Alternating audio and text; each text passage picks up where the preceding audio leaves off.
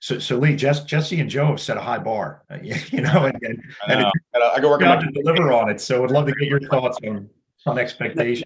Yeah, so let me take a little bit different direction. So I didn't create this. I got this from one of the big fours. But typically, the CFO, plays four roles. It's a strategist, a catalyst, a steward, and an operator. And I think depending on what the situation is, one or two of those may be more important than the other two. And so in my own situation, or I was in a company that was just emerged from Chapter 11.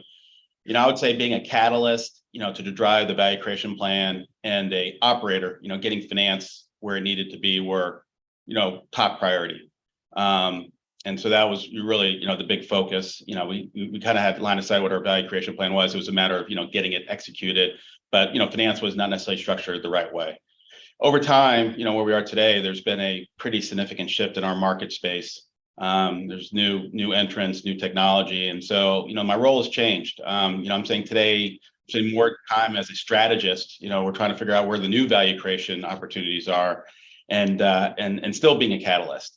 And so, the role changes depending on the circumstances. And, I think the good CFOs, are able to adapt to the situation and continue to, what you heard earlier, partner with the CEO, partner with the investors, to make sure that we are still, advancing the value creation of the company. A couple other thoughts, just kind of echoing what was said, by Jesse and Joe, is transparency and communication are critical. These are, after all, financial sponsors.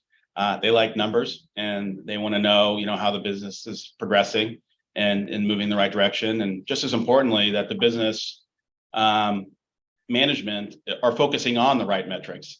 I can't tell you how many times I've heard that, we do this for Centerbridge, but the reality is, we're not really doing it for Centerbridge, we're doing it for ourselves. Centerbridge is just making sure that we are focusing on, the right metrics, and, focusing on, the right things.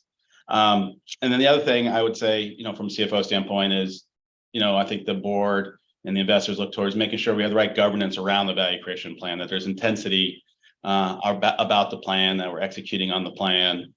Getting the returns that they're expecting is usually critical. I know in our situation, the value creation plan that we've created to date is, basically 4 times the EBITDA that we started with. And so, that's where, where they're going to get their returns, and they just want to make sure that we're executing. And so there's governance, there's lots of projects, there's lots of owners, and putting a framework in place that we're managing as a management team, but then also we can report out to, the board and the investors, how we're progressing on that, because that's key to, getting that exit value that you're looking for.